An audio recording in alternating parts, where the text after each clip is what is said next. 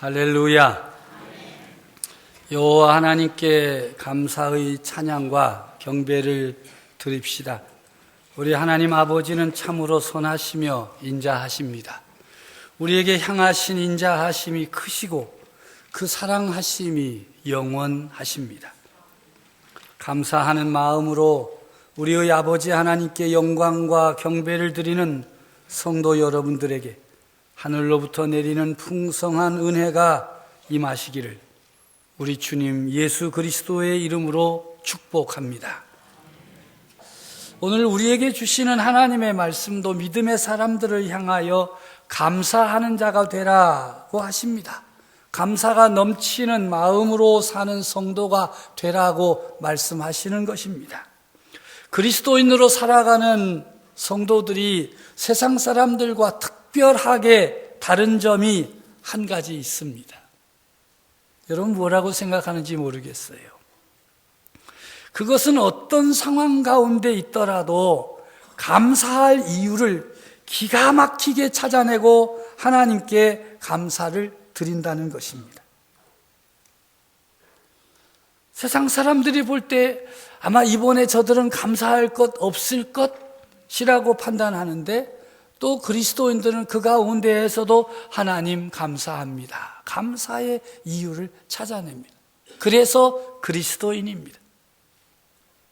오늘의 말씀을 자세히 들여다보면 세 차례 감사에 대해서 언급하고 있어요. 15절에 감사하는 자가 되라. 16절에 감사하는 마음으로 하나님을 찬양하라. 17절에 하나님 아버지께 감사하라 하십니다. 우리는 하나님의 선택을 받아 거룩한 백성이 되었고 하나님의 사랑을 받으며 사는 하나님의 자녀가 되었습니다. 할렐루야. 그러므로 오늘의 말씀은 이런 은혜 가운데 사는 성도들이 어떻게 살아야 하는가 말씀으로 가르치고 있습니다. 그 결론은 그리스도인으로 사는 것입니다. 예수 그리스도와 하나 되어 사는 사람, 예수 그리스도를 닮아가는 사람으로 살아가는 것입니다. 예수님께서 하신 것처럼 그 뒤를 따라가고 닮아가는 것이지요. 오늘 본문 13절 말씀에 보면 누가 누구에게 불만이 있거든 서로 용납하여 피차 용서하되 주께서 너희를 용서하신 것 같이 너희도 그리하고 라고 말씀하면서 우리의 주님이신 예수님께서 하신 것처럼 해라. 예수님처럼 해보아라. 가르쳐 주십니다. 15절 이하의 말씀은 그리스도인으로 주님께서 하신 것 같이 살기 위해서 힘써야 할 일이 감사하는 마음으로 사는 것이라고 깨우쳐 주십니다. 감사는 하는 것입니다. 어떻게 해야 감사하는 마음으로 우리의 삶을 살아갈 수 있겠습니까? 첫째는 받은 은혜를 기억해야 합니다. 받은 은혜를 기억해야 감사가 넘치는 사람이 될 수 있습니다. 우리에게 전해오는 말 중에 사람 참 믿을 수 없다 하는 것을 강조하기 위해서 사람들은 보통 원수는 돌에 새기고 은혜는 물에 새긴다 말하지요. 머리 검은 짐승은 은혜를 모른다 하는 심한 말도 있습니다. 이것은 은혜를 구하는 사람은 많지만 은혜를 받은 다음에 그것을 기억하는 이는 적다는 세상의 풍조를 말하고 인간 자체가 믿을 수 없는 존재라는 것을 강조하는 것입니다. 왜 이런 것입니까? 원래는 은혜는 돌에 새겨서 기억하고 원수는 물에 새겨서 흘러보내야 하지 않겠습니까? 받은 은혜를 기억하지 못하면 죄인의 삶을 벗어날 수가 없습니다. 세상이 참 답답하고 깜깜하지요. 무슨 일을 해도 기쁨이 없습니다. 받은 은혜를 잊지 말고 기억해야 합니다. 기억하려고 힘써야 합니다. 우리가 깊이 생각하고 힘쓰지 아니하면 이 은혜를 잊어버리기 쉬운 것이 우리 사람입니다. 기도를 열심히 하고 은혜로 응답을 받은 다음에도 은혜를 잊어버리는 일이 많습니다. 우리가 받은 은혜를 기억하려고 힘쓰지 않으면 기도를 아무리 열심히 간절히 한다고 할지라도 은혜를 잊어버리기가 쉽습니다. 믿음 있는 사람도 은혜를 받은 후에 잊어버리기 쉽습니다. 아니, 받은 은혜는 잊어버리려고 하는 것이 우리 자신의 모습이 아니겠습니까? 은혜 받은 것이 너무 부담스러워. 내가 왜 어쩌자고 은혜를 받아가지고 오늘도 이렇게 이 자리에 있어야 되나, 이렇게 생각하시지 않으신가요? 우리를 뭘로 보고 그래, 이런 분들이. 해외에서 목회하시는 그 목사님들, 친구 목사님들에게 공통점이 하나 있어요. 공통적으로 듣는 얘기인데요, 그것은 그 목사님이 사랑을 많이 주고 도움을 많이 베푼 성도는 언젠가는 떠난다는 거예요. 좀 그냥 쳐다만 보는 사람은 신앙생활을 잘하는데 사랑을 많이 베풀고 막 돌보아주고 이런 사람은 기회만 나면 떠난다는 거예요. 이상하다, 왜 그럴까? 받은 사랑과 은혜가 부담이 돼서 그렇다는 거예요. 성도 여러분, 받은 은혜가 부담스러운 것입니까? 감사한 것입니까? 은혜를 잊어버린 사람이 어떻게 감사가 넘치는 삶을 살 수 있겠습니까? 받은 은혜를 기억하며 감사가 넘치는 사람이 되는 것처럼 우리의 삶을 풍성하게 만들어주는 것은 없습니다. 감사하며 사는 사람은 99가지 어려움 속에서도 기어이 감사할 일을 찾아내어 감사하며 삽니다. 그와 반대로 불평하거나 원망하는 사람은 감사할 일이 가득함에도 기어이 불평할 거리를 찾아서 불평과 원망으로 가득한 삶을 삽니다. 여러분 가정에 그런 사람 없습니까? 집 깨끗이 정리해 놨더니 야, 잘했다 그러지 않고 애들 방 들어가서 이렇게 손으로 쓱 만져보면서 먼지가 이렇게 많아. 그러냐고 살지 마세요. 왜 어떤 사람은 받은 은혜를 기억하면서 감사의 삶을 사는데 어떤 사람은 받은 은혜를 기억하지 못하고 불평과 원망이 가득한 삶을 사는 것일까? 제가 지난밤에 곰곰이 생각을 해봤어요. 왜 다 은혜를 받았는데 어떤 사람은 그 은혜에 감격하고 감사하고 사는데 어떤 사람은 그냥 뭐 없나 찾아낼까? 여러분, 부모님의 은혜를 여러분 다 인정하시지요? 물론 아주 소수의 사람은 아우 부모님 그러면 막 고개 절레절레 흔드는 사람도 있어요. 아주 소수, 극소수죠. 대부분의 사람들, 그리스도인들은 부모님의 은혜, 세상 사람도 부모님의 은혜는 아무도 부정하지 않습니다. 그런데 왜 그렇게 대하시지요? 다 은혜는 받았는데 어떤 사람은 부모의 은혜가 늘 감사하고 감격하고 부모를 대할 때마다 참 감사의 뜻을 표현하는데 왜 어떤 사람은 부모님의 은혜가 있다고 크다고 말하면서도 부모님의 은혜에 대한 어떤 감사의 표현을 못하는 것일까요? 제가 누구에게 물었더니 원래 태생이 그렇다. 태생이 그런 게 아니에요.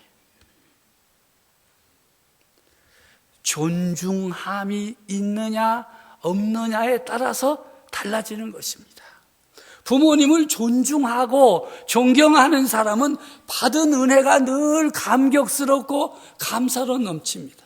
그래서 부모님에게 어떻게 해서든지 더 다가가려고 합니다.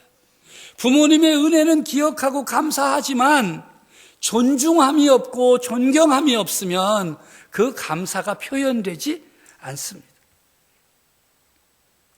존중하지 않고 존경함이 없으면 받은 은혜에 대한 감사는 입에 발린 말로 끝나고 맙니다. 마음으로 감사하고 감사하면서 사는 삶은 상대방에 대한 존중이 있고 존경심이 있기 때문에 받은 은혜가 깊은 것입니다. 사랑하는 성도 여러분, 여러분들은 어떤 자리에 있습니까? 감사의 자리입니까? 불평의 자리입니까? 이건 질문이 되지 않아. 여러분들은 감사의 자리에 있어야 하는 그리스도인이기 때문이죠.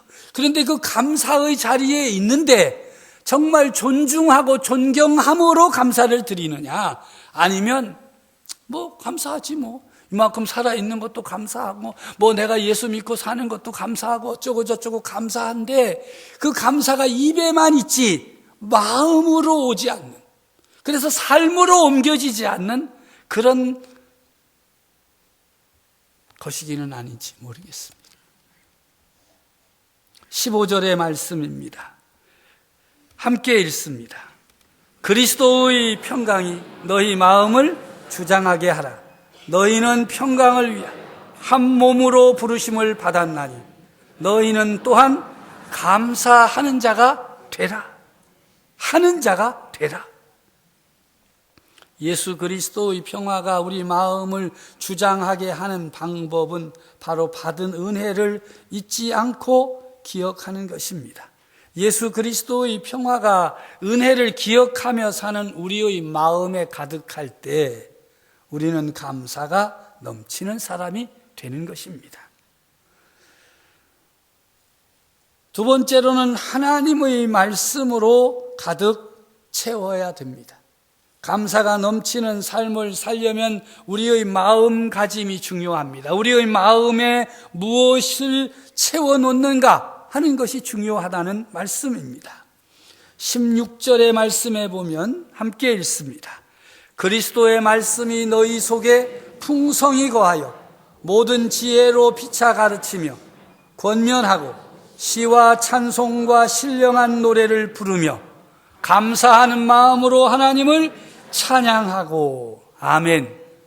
그리스도의 말씀이 너희 속에 풍성히 거하며 라고 하십니다. 우리의 마음에 가득 채워야 하는 것, 하나님의 말씀입니다.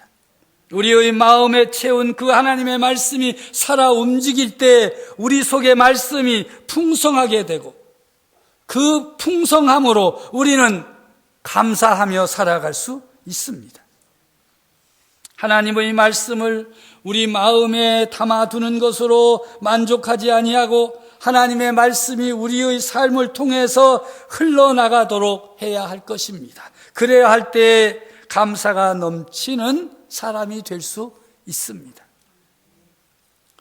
한 사람이 오리 한 마리를 장에서 샀어요. 얼마나 오리가 예쁘게 생겼는지 성도 붙여주고 이름도 붙여주고 아마 요즘 개 키우는 사람처럼 그렇게 하는 것 같아. 애완견이 아니라 애완오리야. 이쁘다 그러고 또 샤워도 시켜주고 먹이도 주고 뭐 애지중지야. 또 산책 갈 때 데리고 다니고 절절절절 따라. 사람들이 그 오리는 그렇게 키우는 게 아니고 어디서 놀게 해야 돼요?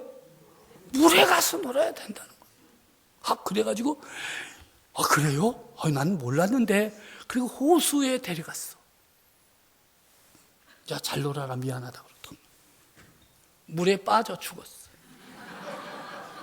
아니, 오리가 물에 빠져 죽는다는 게 말이 되겠어요? 근데 이렇게 하더니 그냥 그르르 해서 들어가 죽었어요. 그래서 너무 놀래가지고 이 오리를 건져서 수의사한테 가져갔어요. 도대체 오리가 왜 죽었느냐? 사람들은 물에 빠져 죽었다고 하는데 도대체 오리가 물에 빠져 죽을 수가 있는 거냐? 심장마비냐? 뭐냐? 물었더니 그 의사가 하는 말씀 오리가 스스로를 돌보지 않았기 때문에 죽은 것입니다. 오리 몸에서 기름이 나는데 그 기름을 자꾸 몸에 발라가지고 그 오리 깃털을 뭐로 만들어야 돼요? 방수용으로 만들어야 되는데 당신이 그냥 매일 샤워시키고 다 닦아주고 그러니까 몸에 깃털에 기름이 있겠어요, 없겠어요? 기름 하나도 없어요. 그거 물에다 쑥 놓으니까 어떻게 됐겠어요? 아무리 오리도 죽었다. 또 뭐 괜히 오리 사다가 그런 건 해보지 않아도 돼. 그리스도인들도 마찬가지예요. 우리도 세상이라고 하는 호수 위에서 살아가는 거예요. 근데 어떤 사람은 세상에 나가가지고 푹 빠져 죽는 사람이 있어. 죽었다기보다는 아예 세상에 막 물들어가지고 그냥 그리스도인 구실도 못하고 사는 사람이 있고, 어떤 사람은 그리스도인으로 살아가는 사람도 있어요. 왜 그럴까? 우리에게도 영적 방수 기름을 발라야 어떻게 될 수 있어요? 세상의 것, 세상의 풍조가 들어오더라도 어떻게 할 수 있어요? 다 배제할 수 있는데, 그렇지 않으니까 다 세상에 들어가면 세상의 것으로 오염이 되고 세상에 빠져서 재구실도 못한다, 그 말이에요. 우리에게 있는 영적 방수 기름 무엇입니까? 하나님의 말씀과 기도입니다. 하나님의 말씀을 부지런히 읽고 들으면서 기도해야 세상 가운데 가라앉지 않습니다. 무엇이든지 포기하고 가만히 있으면 죽습니다. 부패하고 썩은 것은 게을렀거나 그대로 두었기 때문입니다. 가만히 있는 사람은 부패합니다. 우리 삶에 어떤 문제가 생기는 것이 문제가 아니라 그 문제를 그대로 두는 것이 문제인 것입니다. 가라지는 심지 않아도 돋아나고 가꾸지 않아도 자라납니다.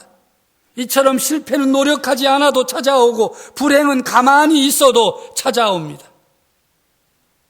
우리가 하나님의 말씀을 영적 방수 기름으로 삼아 세상을 살아야 승리할 수 있습니다. 그러면 어떤 사람이 하나님의 말씀으로 가득한 사람인가? 안경을 하나씩 여러분에게 자기를 바라볼 수 있는 안경을 하나 드립니다. 특징이 있어요. 내 삶에 하나님의 말씀이 움직이고 역사하고 그 말씀을 붙들고 살고 있는가? 16절 뒷부분에 시와 찬양과 신령한 노래를 부르며 감사하는 마음으로 하나님을 찬양하라, 이렇게 되어 있어요. 하나님의 말씀이 마음과 삶에 가득한 사람의 특징 가운데 하나는 찬양이 있다는 것입니다. 하나님을 찬양한다는 것입니다. 내 안에 하나님의 말씀, 예수 그리스도의 말씀이 풍성한가를 알려면 내 입술과 마음에 찬양이 있는가를 살펴보면 분명하게 알 수가 있습니다. 저는 우리 교회 찬양대원들, 오케스트라 단원들, 또 찬양 단원들을 참 좋아합니다. 저들의 실력 때문이 아니라 찬양하는 저들 가운데 있는 풍성한 하나님의 말씀을 바라보기 때문입니다. 그렇다고 오해하지 마십시오. 여러분 실력 없다 그런 건 아닙니다. 여러분 실력은 여러분이 잘 알잖아요. 저보단 낫습니다. 그런데 찬양이 내 삶 가운데 내 마음에 내 입술에 계속해서 있는 사람은 그 속에 하나님의 말씀이 있습니다. 하나님의 말씀이 가득하면 그 사람은 감사의 삶을 충분히 살아갈 수 있습니다. 마지막으로 넘치도록 감사하여야 할 것입니다. 은혜를 잊지 않고 감사의 삶을 사는 성도, 하나님의 말씀으로 자신의 마음에 채우고 감사의 삶을 사는 성도들은 넘치도록 감사하며 살아야 합니다. 17절의 말씀 함께 읽습니다. 또 무엇을 하든지 말에나 일에나 다 주 예수의 이름으로 하고 그를 힘입어 하나님 아버지께 감사하라. 아멘. 하나님 아버지께 무엇으로 감사할까? 시편 116편 12절 이하에 보면 내게 주신 모든 은혜를 내가 여호와께 무엇으로 감사할까? 내가 구원의 잔을 들고 여호와의 이름을 부르며 여호와의 모든 백성 앞에서 나는 나의 서원을 여호와께 갚으리로다. 내가 주께 감사제를 드리고 여호와의 이름을 부르리이다. 받은 은혜에 대하여 감사하는 마음과 함께 감사함으로 드리는 예물을 말씀하고 있습니다. 감사하는 마음은요, 정말 존중하는 마음이에요. 상대방을 존중하지 않으면 감사는 입에서만 그치지요. 존중하고 존경하는 사람으로부터 사랑을 받고 은혜를 받으면 누가 시키지 않아도 감사하는 마음으로부터 우러나게 되고 삶으로 드러나게 되는 것입니다. 하나님을 믿는 성도들에게 하나님을 존중하는 마음이 없고 존경함이 없으면 하나님께 드리는 감사는 입에 발린 감사에 지나지 않습니다. 초대교회 가운데 예루살렘 교회보다 훨씬 늦게 생긴 마게도냐 교회가 예루살렘 교회가 흉년이 들어서 성도들이 어려움을 겪는다는 소식을 듣고는 헌금을 했습니다. 풍성하게 했어요. 그들의 형편은 환난과 많은 시련 가운데 있었고 경제적으로는 극한 가난에 시달리고 있었습니다마는 그들의 마음속에 넘치는 감사와 기쁨이 있었습니다. 그들이 보내준 사도들을 통해서 복음을 듣게 되었고 그들이 보내준 사도들과 또 돕는 이들을 통해서 교회가 세워지고 여기까지 이르렀는데 우리가 지금 그들이 겪는 어려움을 어찌 모른 채 하겠느냐. 그래서 풍성한 연보를 넘치도록 드렸다. 그들은 힘대로 드렸고 아니 힘에 지나도록 드렸다. 이것은 자기 희생이 없이는 불가능한 것이죠. 구약시대에 하나님께 드리는 것을 제물이라고 하지요. 영어로 그 뜻을 살펴보니까 희생의 제물이라고 되어 있어요. 신약시대인 오늘의 우리가 드리는 감사의 예물에는 어느 정도 희생이 있어야 됩니다. 보네포 목사는 그가 살았던 당시 독일 교회가 무력해지고 하나님 앞에 바로 서지 못했던 원인이 하나 있는데 그것은 하나님의 은혜를 싸구려 은혜로 전락시킨 것이라고 설파했습니다.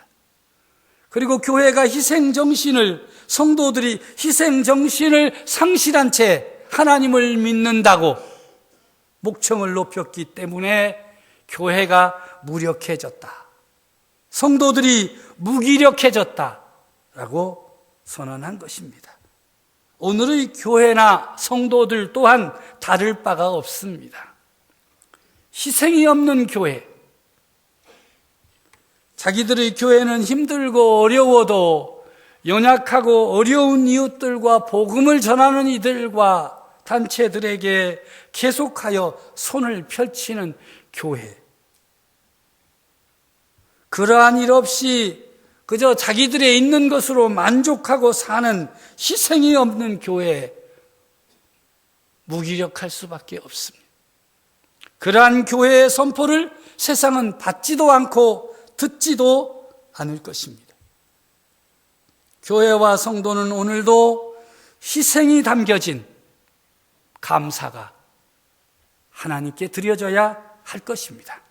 그래야 그 감사를 하나님이 받으시고 그 가운데 역사하시고 하나님의 능력을 덧입혀 주실 것입니다. 말씀을 맺습니다. 감사의 달을 보내는 성도 여러분, 감사하는 마음으로 감사로 넘치는 예배를 드려나가는 성도들 되어지기를 주님의 이름으로 축복합니다.